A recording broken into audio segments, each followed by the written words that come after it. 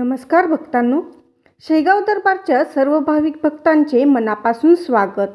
भक्तांनो, रक्षाबंधनाला धनवान लोक आपल्या भावाला महागड्या सोन्या चांदीच्या राख्या बांधतात. पण विचार करा, ज्या अभागी बहिणीला जगात कोणीच भाऊ उरला नाही, जी गरिबाने गांजलेली आहे आणि जिच्याकडे महाराजांच्या चरणी अर्पण करायला एका साध्या रेशमी धाग्याशिवाय काहीही नाही, अशा बहिणीची राखी साक्षात परब्रह्म असणारे आपले शेगावचे राया गजानन महाराज स्वीकारतील का? श्री गजानन विजय ग्रंथात आणि भक्तांच्या स्मरणात रक्षाबंधनाची एक अशी अत्यंत भावूक, डोळ्यात अश्रू आणणारी सत्यकथा दडली आहे. जेव्हा एका पोरक्या, निपुत्रिक आणि अभागी बहिणीने संपूर्ण जगाचा धिक्कार सहन केल्यानंतर अतिशय आशेने शेगावचे मंदिर गाठले, तिच्या हातातील साध्या रेशमी धाग्याला पाहून लोक हसले, तिला बाजूला ढकलले. पण मग आपल्या शेगावच्या सद्गुरूंनी हजारो श्रीमंत भक्तांची गर्दी बाजूला सारून त्या अभागी बहिणीसमोर स्वतःचा उजवा हात कसा पुढे केला. ती रेशमी राखी महाराजांच्या हातांवर बांधली जाताच तिच्या संपूर्ण जन्माचे दारिद्र्य आणि दुःख क्षणात कसे भस्मसात झाले. आजच्या या विशेष प्रदीर्घ व्हिडिओमध्ये आपण उलगडणार आहोत शेगाव दरबार परंपरेतील सर्वात भावूक आणि प्रेमळ कथा, बहिणीचे प्रेम आणि महाराजांच्या हातातील रेशीम धागा. जर तुम्ही गजानन महाराजांचे सच्चे भक्त असाल आणि बहिणीच्या निस्सीम प्रेमाचे सामर्थ्य अनुभवू इच्छिता, तर हा व्हिडिओ एक सेकंदही स्किप न करता शेवटपर्यंत पहा. चला तर मग सुरुवात करूया आजच्या या पावन कथेला. भक्तांनो, ही कथा आहे एका अभागी बहिणीची, जिचे या जगात कोणीही सख्खे नातेवाईक उरले नव्हते. जन्माने गरीब, पाठीशी कोणी भाऊ नाही आणि डोक्यावर छत्र नाही. रक्षाबंधनाचा सण आला की संपूर्ण जग आपल्या भावाच्या घरी जायचे, आनंद साजरा करायचे. पण ही बहीण आपल्या घरात एकाकी बसून अश्रू ढाळायची. तिला नेहमी वाटायचे, माझा असा कोणता भाऊ आहे जो माझ्या संकटात माझ्या पाठीशी उभा राहील, जो मला रक्षण देईल. आणि एका श्रावणी पौर्णिमेला तिने डोळे मिटले. समोर असलेल्या शेगावच्या गजानन महाराजांच्या प्रतिमेकडे पाहिले आणि तिच्या मनात एकच विचार आला, माझा सक्का भाऊ नसेल, पण या जगाचा स्वामी असणारा शेगावचा गजानन माझा भाऊ नक्की बनू शकतो. महाराजांपेक्षा मोठा रक्षक या विश्वात दुसरा कोणी असूच शकत नाही. तिने आपल्या तुटपुंजा पैशातून एक अतिशय साधी रेशमी लाल रंगाची राखी विकत घेतली. डोळ्यात आशेचे अश्रू घेऊन ती शेगावच्या दिशेने चालत निघाली. राखी पौर्णिमेच्या दिवशी शेगावचा मठ भक्तीने, गर्दीने फुलून गेला होता. श्रीमंत आणि सावकार लोक महाराजांसाठी सोन्या चांदीचे दागिने, महागडी वस्त्रे आणि मोठी ताटे घेऊन रांगेत उभे होते. ती गरीब बहीण हातात ती साधी रेशमी राखी धरून नम्रपणे रांगेत उभी राहिली होती. पण तिच्या फाटक्या वस्त्रांकडे आणि हातातील साध्या धाग्याकडे पाहून काही लोक तिची हेटाळणी करू लागले.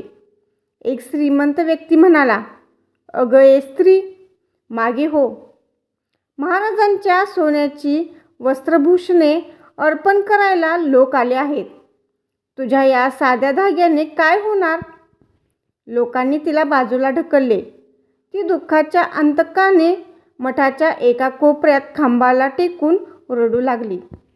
तिने मनातच महाराजांना साकडे घातले, हे गजानन दादा, या जगाकडे मला द्यायला सोन्याची राखी नाही, केवळ हे रेशमी सुताचे प्रेम आहे. जर तू माझा भाऊ असशील तर माझी ही साधी राखी नाकारू नकोस. आणि भक्तांनो, तिथे असा चमत्कार घडला ज्याची कल्पना कोणीही केली नव्हती. गाभाऱ्यात बसलेले साक्षात गजानन महाराज अचानक ध्यानातून जागे झाले.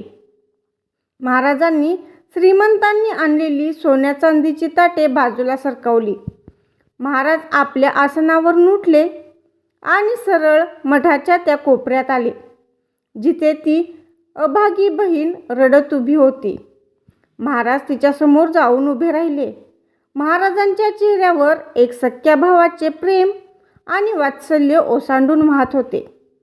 महाराजांनी अतिशय कोमल स्वरात तिला विचारले, अगं बहिणी, मला राखी बांधायला आलीस ना? मग रडतेस का? तुझा हा भाऊ इथे तुझ्यासमोर उभा आहे. महाराजांनी स्वतःचा दिव्य उजवा हात तिच्या पुढे केला. त्या बहिणीच्या डोळ्यातून आनंदाश्रू वाहू लागले. थरथरत्या हातांनी तिने तो साधा रेशमी धागा साक्षात परब्रह्माच्या हातावर बांधला. महाराजांनी आपल्या हाताने तिच्या डोक्यावर अभयहस्त ठेवला आणि तिला वचन दिले, या जगात तू कधीही अनाथ उरणार नाहीस. या रेशमी धाग्याचे ऋण मी जन्माजन्मांतरी फेडीन.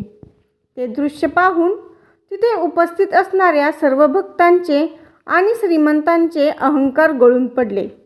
भक्तांनो, महाराजांनी स्वीकार केलेला तो रेशमी धागा आपल्याला शिकवतो की देव सोन्या चांदीला किंवा बाह्य श्रीमंताला कधीच भुलत नाही. सद्गुरू फक्त आणि फक्त भक्ताच्या हृदयातील निस्सीम प्रेमाला आणि भावाला भुलतात. या रक्षाबंधनला जेव्हा प्रत्येक बहीण आपल्या भावाला राखी बांधते तेव्हा तिने मनात हाच भाव ठेवावा की आपल्या भावाच्या रूपात साक्षात गजानन महाराजच आपले रक्षण करत आहेत. आणि ज्या बहिणींना या जगात सक्का भाऊ नाही त्यांनी कधीही निराश होऊ नये. तुमचे शेगावचे गजानन दादा तुमच्या पाठीशी अखंड उभे आहेत.